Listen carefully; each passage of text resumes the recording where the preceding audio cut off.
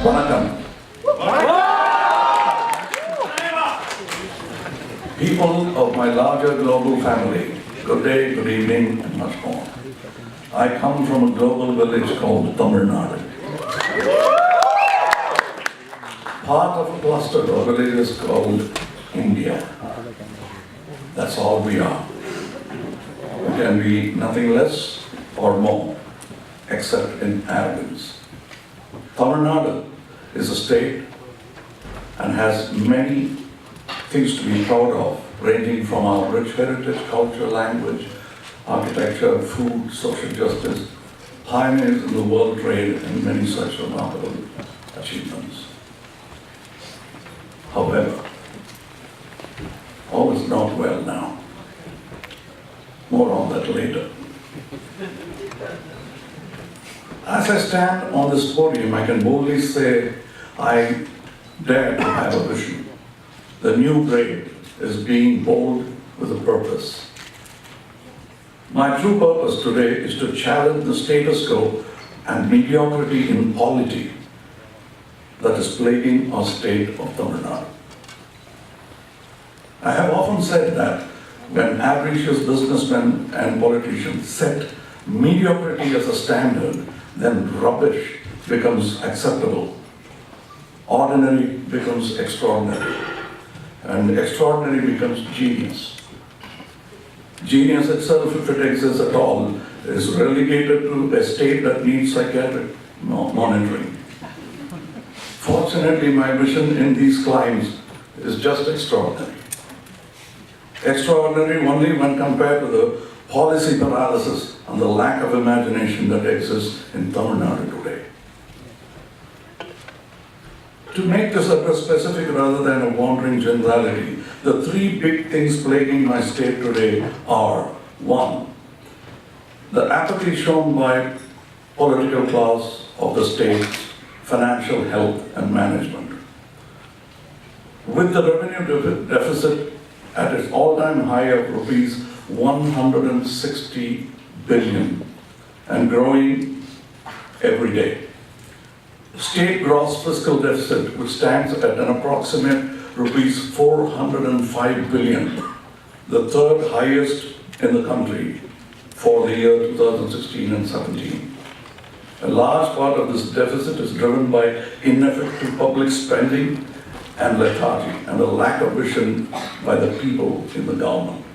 Two, inability to manage our state treasures, namely our waterways, which for decades have been neglected. If only we have managed this better, we would be water self-sufficient by now.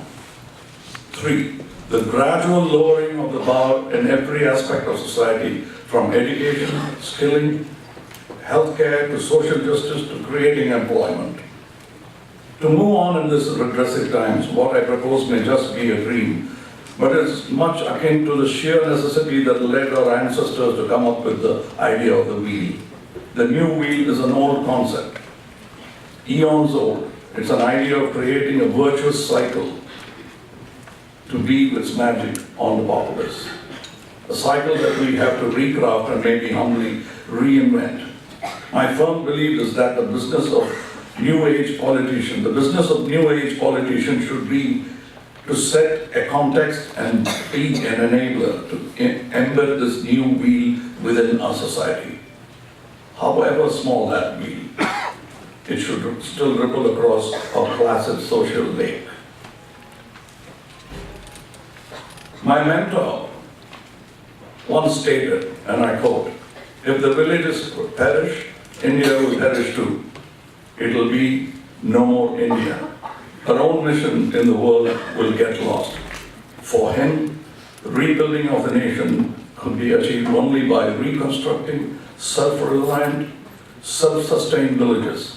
My mentor was none other than Mr. Mohandas Karamchand Gandhi. I'm shameless in plagiarizing his ideas for the benefit of my people and my society. On February 21st, 2018, as I embark on my political journey, I am announcing a plan to adopt one village in every district of Tamil Nadu.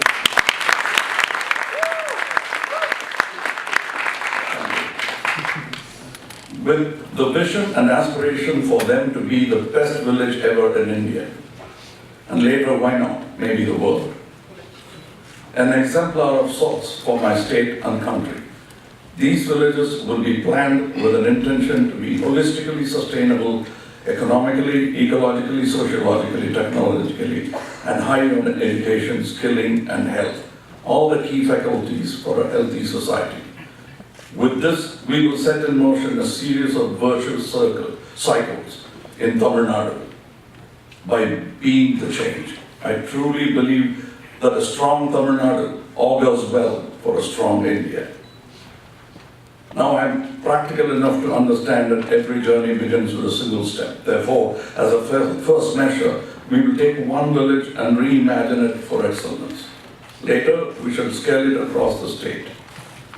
Let's reimagine our villages. Let's reimagine society. Let's leave a lasting impact on Tamil Nadu and India for posterity.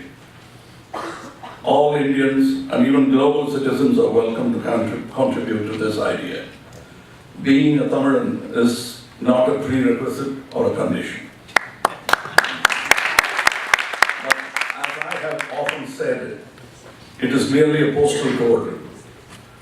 Some skeptics might think, oh, you rookie politician, I know where you're taking this. You're here with a begging bowl for money. Begging bowl? Yes. For money? No. I seek something more valuable than your money, your ideas, your imagination, your intellect, to reimagine our villages.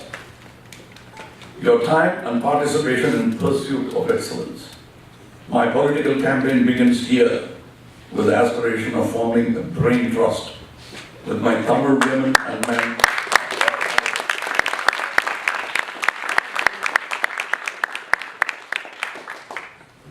It's my firm belief that immediate action with good intent is better than theories of utopia and armchair politics. I have embarked on a journey towards electoral politics. I used to mimic the very intelligentsia that looked down with disdain at electoral politics, and later through learning and kind tutoring understood that politics need not be something below us. On the contrary, it should be a civic duty. A duty that we have neglected and hence are suffering its atrophying consequences. I'm fed up of complaining about governmental inaction. Demanding good governance is my right, and no government need take umbrage. This address here is only a preamble, a primer for the dialogue that I want to have with my people. I am actually rehearsing it with vibrant minds, hopefully kind critics and partners in attendance here. Help me help Tamil Nadu. I am just a medium, a tool offered for your use. Sharpen me, shape me to sculpt our little village. The time for lamenting is over. Everyone is in agreement that Tamil Nadu has touched its nadir. It's time to recraft the polity. I recently signed in a college guest register as politician.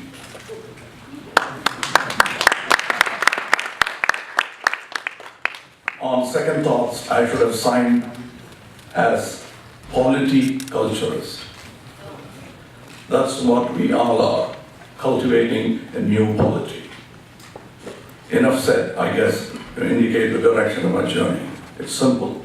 A slave called Spartacus who dared to think of freedom when slavery was a social address and norm in Republic Rome. A man called Genghis Khan who dared to dream of an empire knowing fully well it was nothing but a normal tribal. And closer home to my forefathers, the Tamil Chera Chola Pandya kings who domineered the spirit of language, administration, and world trade. Each of them over time have left behind some great ideas, some faulty, yet it is there for us to improve upon. Even recent leaders have left behind lessons to be learned. Their endeavors, success and failure were specimens in our socio-political laboratory. I have the humility to learn and keep learning. Partner with me on this epic journey of reimagining and rebuilding Tamil Nadu. And hopefully, one day our country for a better tomorrow. Please visit www.maiam.com to volunteer. I repeat, www.maiam.com to volunteer. Nare Namade.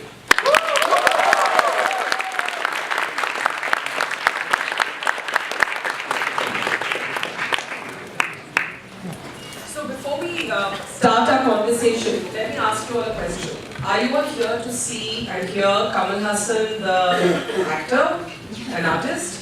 Kamal Hassan, the thinker and public intellectual, or Kamal Hassan, the politician? Chief Minister, always been all. This audience may have said, Mr. Hassan, we love you. Don't enter into this mud called politics. Thank you. Right? I think you referred to it. You referred to the intelligentsia, the mocking of PLUs, people like us who look at politics as something dirty, something not to be touched. The same audience may have told you, why do you want to get into this? So let me try and understand before anything else. Why do you want to get into this? As someone who's fiercely independent, who's often taken positions that have, been at the cost of more populist positions, you have often spoken your mind on censorship, on meat eating, on all kinds of issues, right? You have held up the power of the individual. Politics is not about the individual. Politics is a surrender of the individual mind. What makes you do it? I don't think I'll have to surrender my individual spirit for the sake of politics, not the way I want to do it. I can still be myself and hope they accept me as I am. But they must understand that I have the good intent to do something which is not being done in my state at least. Let me not talk for the whole world and country. I want them to understand I'm here with good intent. I think some almost do believe that. I believe it. That's the most important thing. And about not wanting to join politics, you're right. Yes, it was considered to be dirty. But it's the way you keep it that makes it dirty. And the responsibility is with you, not with the politician, as we often seem to think. The responsibility is with the voter? Absolutely. With the people? Yes. We should learn to say no. So we get the politicians we deserve? And that's what I think it is. Because once we take money for votes, then you can't complain when he does take money off your pockets.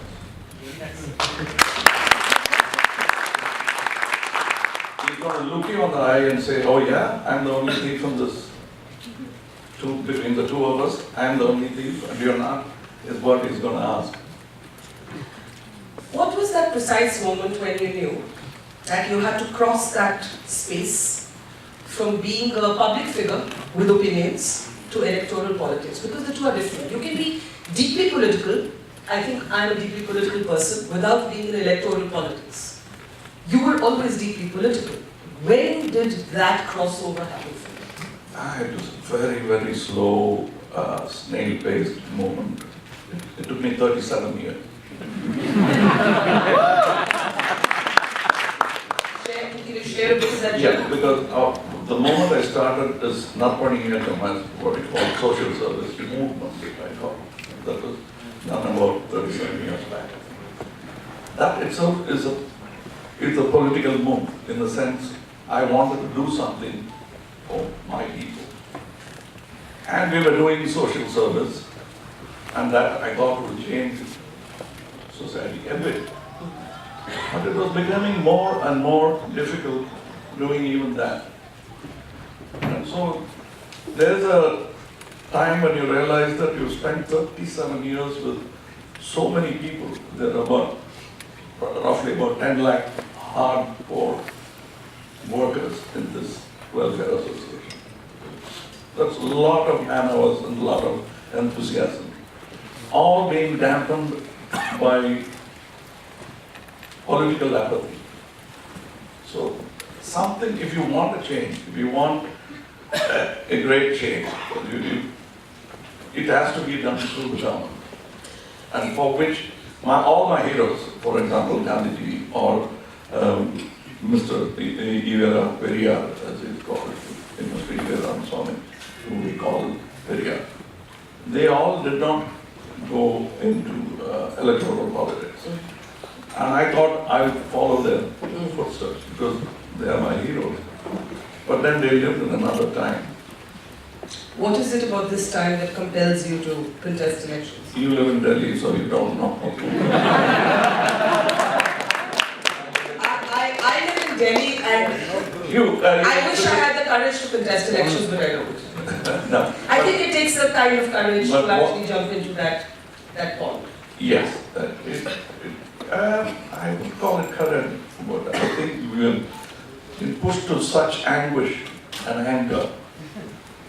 Inaction would only lead to more anger. I thought it's not going to be healthy for the state or me.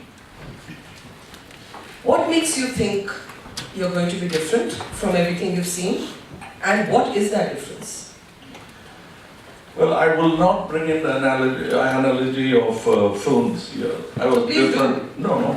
They say that I did everything slightly differently from my peers in my film business. So that's no promise that I will be different. But I want to be different. That's the promise that I have. I want to make that difference for my people. And it's possible. I'm not setting an unachievable goal. It's an achievable goal, and I'm not going to do it alone. You guys have to help. Yes. Yes, sir. And I'm speaking now to people of Tamil Nadu, not the elite alone, all of them who think that taking 5,000 rupees, 10,000 rupees and working will make this day better. It won't. Over time, you're worthy of much more money to earn and to keep for yourself. What you're selling away and giving away is not only your vote, but your capability to earn more. They don't compute it that way. Somebody has to keep reminding them that they've taken 15,000 and lost 15 lakhs maybe. For the 5 years, they would have gotten 15 lakhs. Have you had any second thoughts in the last couple of months? And I ask this because I remember meeting you in Chennai, I think somewhere in November, December, and you had just indicated that maybe, but you hadn't completely spelled out electoral politics would be next. But you grabbed the headlines for all kinds of noisy reasons. You were accused of speaking of Hindu terrorism when you had actually spoken of Hindu extremism, and you said that something was lost in translation, and the two things were different. But you did not actually take back that phrase of Hindu extremism. You in fact made the argument that Hindu fundamentalists are beginning to aid Islamist fundamentalists, and that went against the spirit of Hinduism. The Hindu Mahasabha threatened to shoot you. Yeah, I'm used to being shot at, but that's... This was not a camera. Yeah, no, they didn't mean a camera. A more conventional politician may have said, oh, I meant this, but I didn't mean this, and, clarified it so many times that the original comment would have been lost. You just clarified that one word. You said it wasn't terrorism, it was extremism, but you stuck to your position on your concerns about Hindu extremism. Yes, because I'm concerned about Hindus, the so-called Hindus. I think of them as Vaishnavites, Shaivites, and other religious groups. The idea of Hindus as one group is very recent. It's not there from the days of Vedas or not there about 200 years back, I guess, 300 maybe. What concerns you? You said you're concerned about so-called Hindus. What concerns you? I'm concerned about total amity of the nation, of my state. I mean, as if they didn't know all this existed 50 years back. How come in 50 years suddenly we become so conscious of, and we take quick umbrage to any statement? What has happened? Why are we regressing to fundamentalism when we should be going ahead? And the Tamil Nadu state logo has a mosque, a temple, and a church in it, and why are we not behaving according to our logo? That's my question. And why are we allowing it to happen in Tamil Nadu of all the places?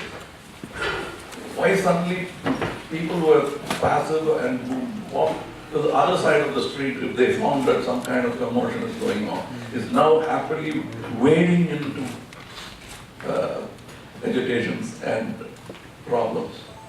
And it's not for anything else but pride and ego.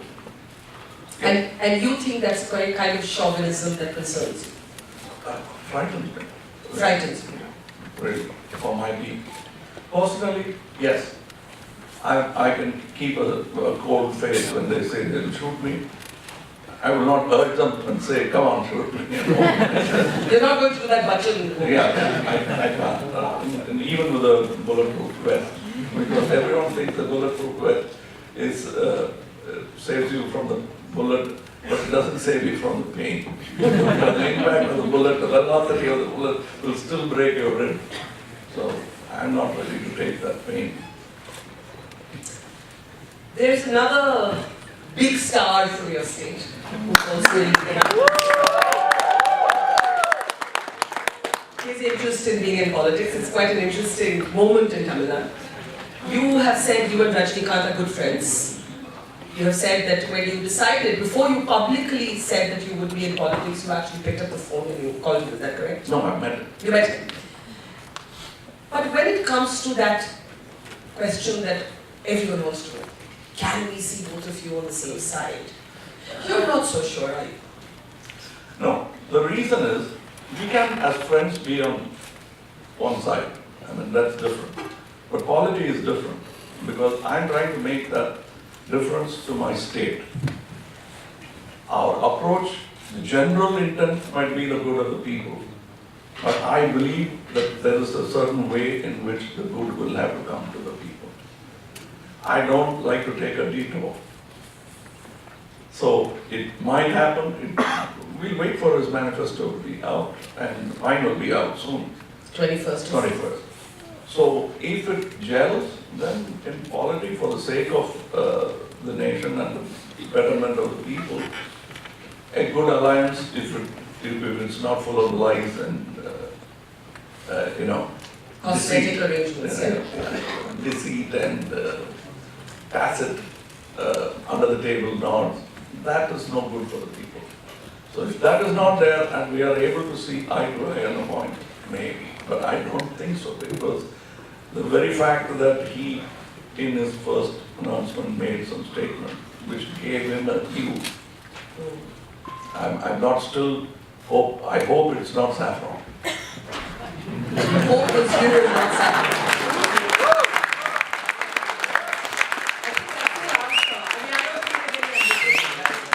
Basically, you're saying you think he leans right and you lean left. No, you don't have to lean on any side. I like to be both. That's why my site is called maiam. Let me use different words. I remember you once told me that you self-describe yourself as a rationalist. That you're a rationalist, you tend to question a lot of inherited wisdom, and you don't believe in a certain kind of ritualism, especially when it maybe comes to religion. So culture is different, religion is different. And you see Mr. Rajnikant as probably being not quite your school of thought on religion? Absolutely not. On? Religion and on his views. Religion, yeah. Yes, on religion. Yeah, definitely not. We are poles apart that way. And would that come in the way of a political agreement? Absolutely, I think so. Unless he has another take on how he wants to take it to the people. So I'm hearing you say an alliance with Rajnikant is unlikely. I can, on these are the conditions. As of now, you don't see that. I don't see. If this is the route he's going to take, and if the hue that he's going to acquire is going to be saffron, then I can't see a clear understanding, unless there's some other explanation that he gives that convinces my rational mind. What is your view? Have you set out to be a solitary player? Is there in the rainbow of political colors the color you like? No, deep inside, this is the color. That, optically speaking, reflect all colors. So that's what it is. So I'd like to be as versatile, but united into one ethos, one thing. When I say Dravidian, people sigh and say, oh, here goes another politician who is going to hop that ekta, that one streak that keeps on going Dravidian. But mine is a multi-stringed instrument. What does being Dravidian mean to you? It's pan-national. That's what I'm saying. Dravidian is, anthropologically speaking, everyone thinks it rests between two political parties in Tamil Nadu. I don't think so. It's all of South and some of India also. Some of North India. Most of India. So it is a pan-national feeling. You call it by other names. What is that feeling? It's anthropological. You look at the face. You and I are Dravidian.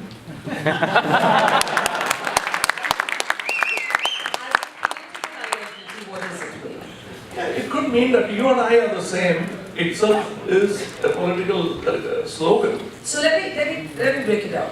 Mr. Rajnikant's hue seems saffron, your hue is black, which brings together all colors for you in a united space. You did, before you announced your interest in politics, meet with other politicians that raised a lot of interest, Arvind Kejriwal, Mamata Banerjee. It raised speculation that perhaps you could join hands with some other political parties. As you embark on this journey, it's been very new for you. Do you see yourself as a small player taking baby steps but walking alone? Or do you see yourself holding someone's hand, some other political parties' hand, as you begin this journey? Right now, the terra firma that I've chosen is firmly my state, I know, And in your state, could you hold someone else's hand? if necessary. I hope I don't stumble. In that case, I might have to hold hand. I don't think I will have to hold hand. If that is the case, I wouldn't have started a party, I would have joined a party. That's it.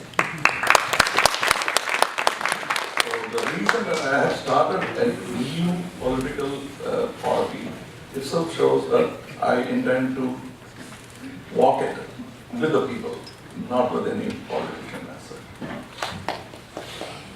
Was it the rationalist in you that made you take a perhaps unusually clear-headed position on eating meat? You said you're vegetarian, but you spoke in favor of choice. I'm not vegetarian, let me. Right, now. That's what you told me, now, yes. Now, no, afternoon I had some.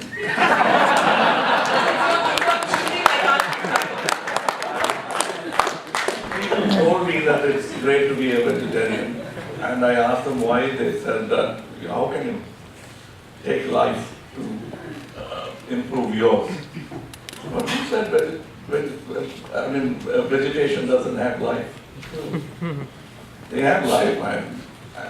I'm equally guilty of being a vegetarian. But What I'm saying is, these are things that you don't insist upon. Next I will say, don't wear this color when I'm coming to the interview. It's intrusion of my choices. I think my life became wonderful. That's available to me. I have even said in a meeting to my people, Welfare Association meeting, thousands were there. I said, look, I don't take beef now because of medical advice.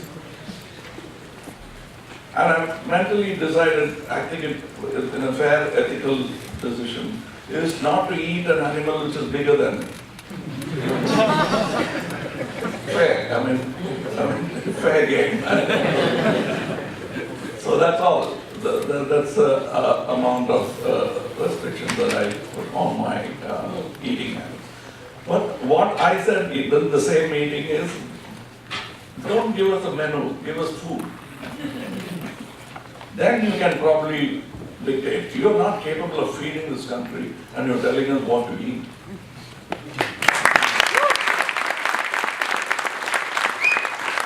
That I would say to this existing government and all those governments which have failed to do that. We could easily have done it. That's what in this speech I've said that it could have easily been managed. I've seen a river slowly turn into a gutter in my lifetime. It's going to take another lifetime for it to run as a river again. And it's also about choice, right? You don't tell your citizens what to eat, what to drink, who to love, who to have sex with. I mean, gay rights, for example, the fact that they're criminalized is shameful. It is. And then you're regressing back. Marry within your community, do not fall in love, do not allow, fall in love with so-and-so community. What does the phrase love jihad mean to you? I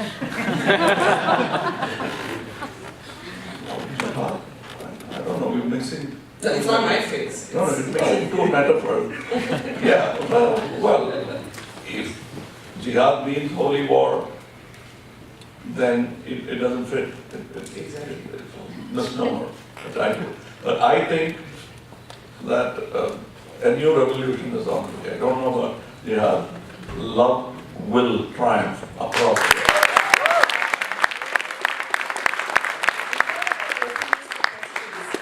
world. Your journey towards becoming an actor, and now you're embarking on this journey to be a politician. What is the commonality in those journeys, and what might you see as the differences? The only common thing I see, so being clever, let me be honest, is people. Both are done for the people. Without them, it doesn't mean anything at all. My full, it's their happiness that's translated for my understanding into an applause. And are you going to share the name of your new political party with us here at Harvard? No, I'll have to politely refuse because that will preempt what I'm trying to do on the 21st. Okay, we have many more questions. I'm going to open this up. Is someone taking around the mics? The mics are where? Please walk up to the mic. Okay, please walk up to the standing mic and take the line. I have two questions. I think I will start with a cinematic question. We all hate snake oil salesmen, right? But these days, right, producers and the movie makers, right, the cable TV channels 24/7, they promote movies which are really bad. You know, they promote like anything. So what happens is, the people below the income level, they go the first day, first show. What's the question? So they make the money. Question. I'm only going to take questions, So no do you comments. think Question. this is right?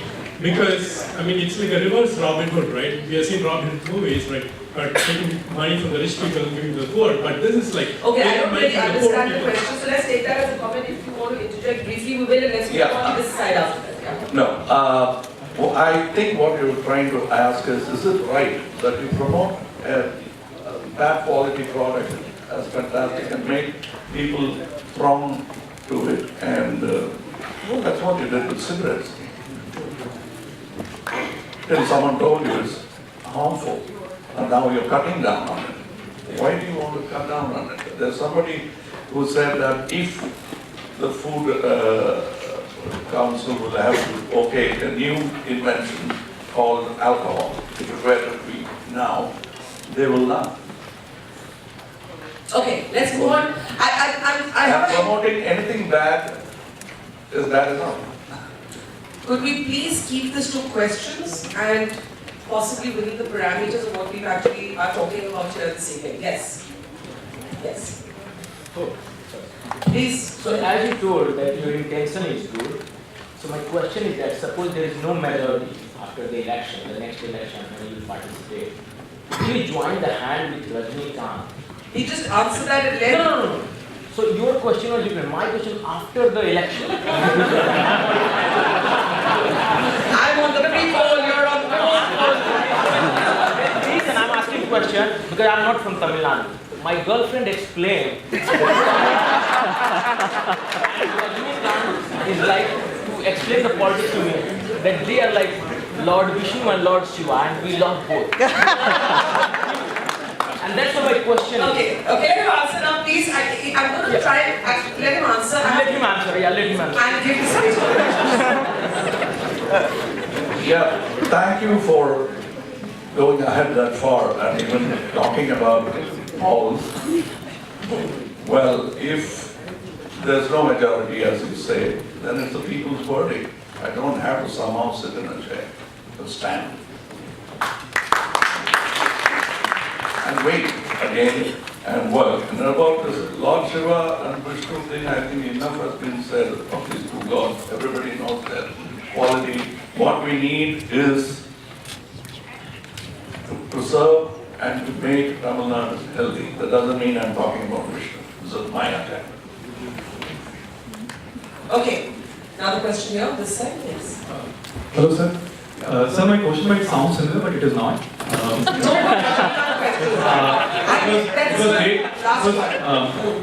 It was great to know that you identify yourself as a rationalist and the things that you shared. And you shared you would not embark on this journey alone, but you would work with people. And you talked about polity culture, not politics. And 5 years ago, when I did not care about the world beyond me, I heard similar thoughts from a gentleman in Delhi, Arvind Kejriwal, and I started to work for them as a volunteer for a bit. And in that period, I was working with an IT team, and I discovered that outfit at that time got donations, actual money, 10 rupees, 100 rupees, from every district in India. In a country as linguistically, culturally diverse as India, they got actual financial donation from 700 plus districts.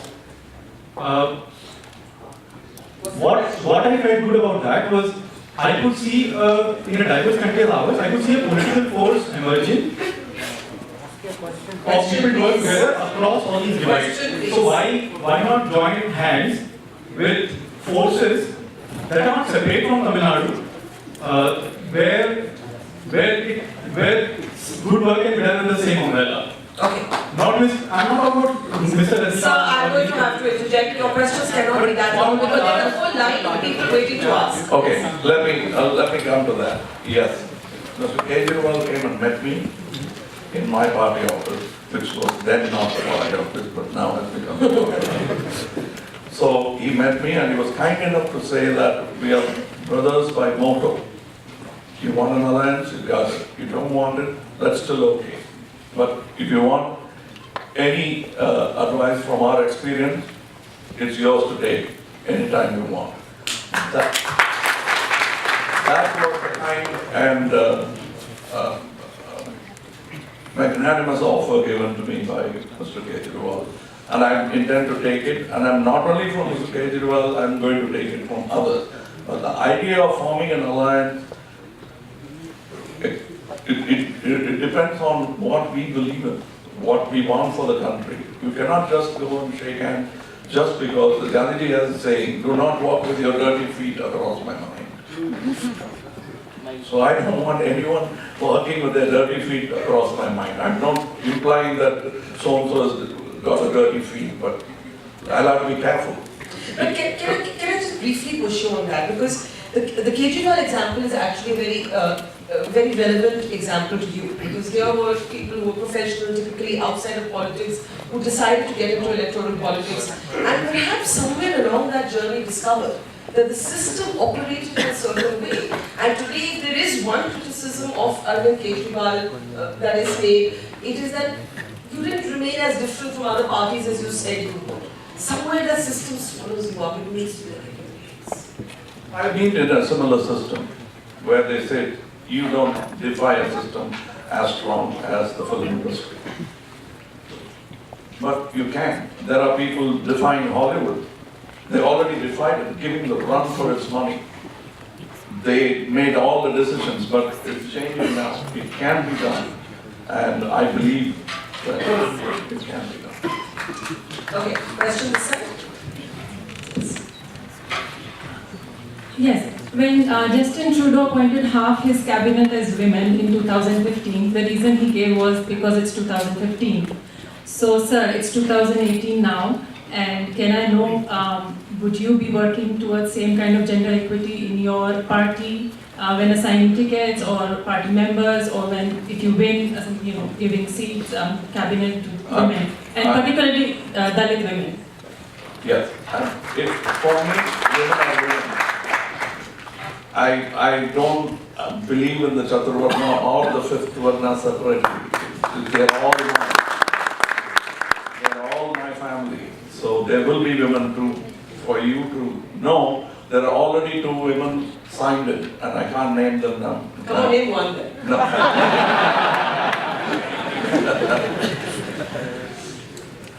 You were state governed by a woman. Yes, yes. You did, some would say governed by 2 women. Let's go back. Now we are playing with 1 and 2 numbers. So, I mean, there is complexity here that women in politics alone doesn't change how politics is practiced, is what I was actually trying to Yeah, you remember the old saying that the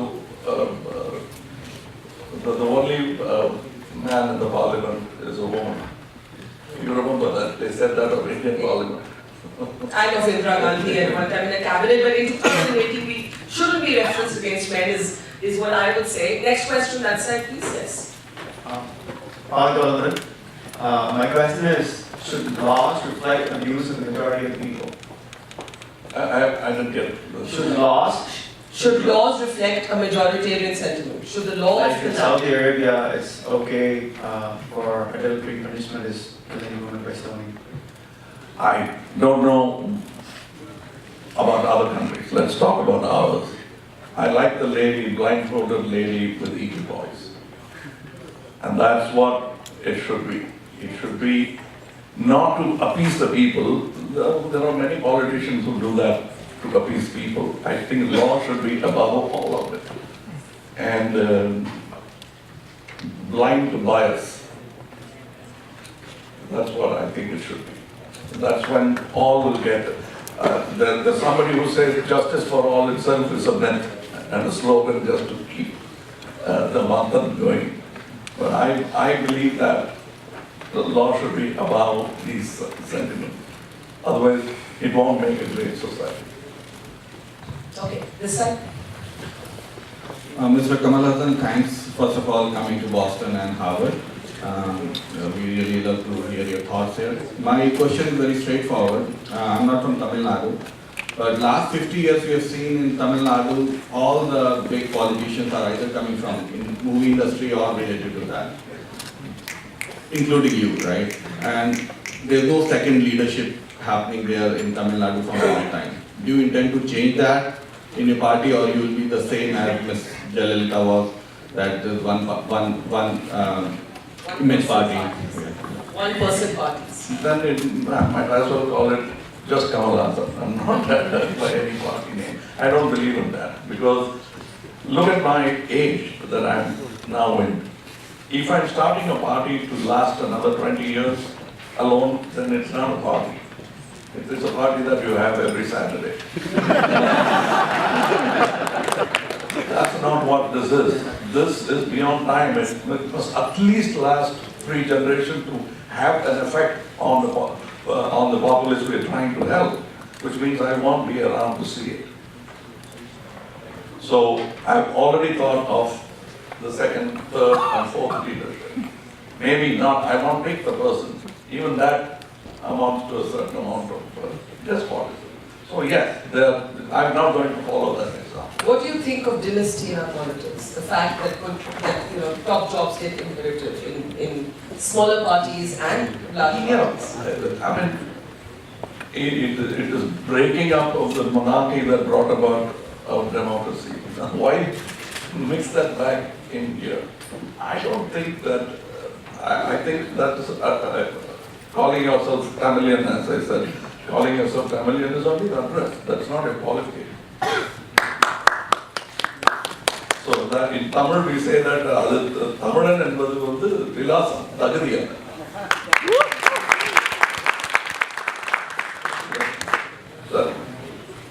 Qualification you must earn. Question? வணக்கம் Kamal sir, நான் உங்களோட மிகப்பெரிய fan. Sorry, நான் தமிழ் பேசுகிறேன், கண்டுக்காதீங்க. Okay. என்னோட கேள்வி என்னன்னா, my question is, what is the biggest lesson you've learned throughout your journey of life? What is it? Biggest lesson you've learned throughout your journey of life? What has been your life lesson thus far? Something you learned you wouldn't do again or you would do again? Something that life taught you?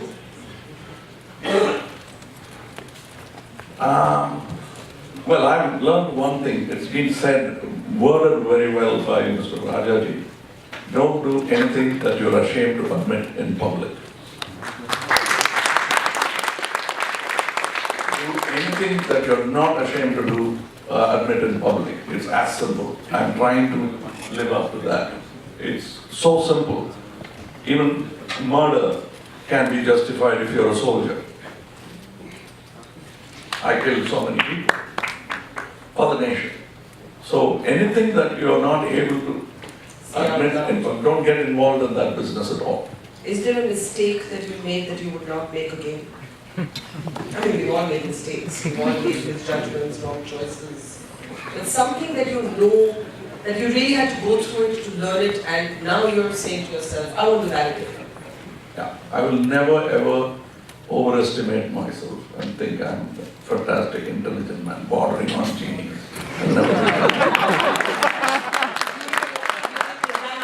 Saw yourself? At 19, I thought, make way, world. And then I thought they were deaf. They were only being kind. Okay, I'm going to take the last two questions because we've already overshot time. Yes, this sir. Hello, sir. You've been very vocal about being a rationalist and not conforming to any community or a caste, but how do you handle when everything, the things that you do or things that you say are being linked to a particular caste or community? Even your brother Charuvasan said in an interview that your community might be a reason that you might not be successful in politics. How do you handle comments like that? I have 2 years. In Tamil they say, in the Karla, in the Karla. Say, you listen through this ear and let it go out through the other ear. So I dumb down myself when they say things like that, because it's waste of breath, even if it's the elder brother, to argue a point which is well argued and clearly stated and is in the minds of the people. Okay, last question. Vanakkam sir, I am Rajaji's great grandson, so thank you for quoting. Wow, that's quite something. Thank you. So the question is, so a couple of hours back, we saw a digital governance session by somebody from Estonia. There the government and the people are leveraging a digital ecosystem. In Tamil Nadu, the ministers are deleting their email addresses when you ask us to complain corruption charges. So it looks like a very long journey. How long would it be and what would you need from us to That's speak? exactly why I think this podium might not give us enough time, but as I told you, www.maiam.com will be the place where we can discuss, and probably I think you should all participate. I'm looking for that. Money I can raise, I'm very confident, but these ideas you raise and give it to me, and I'll be happy to take it.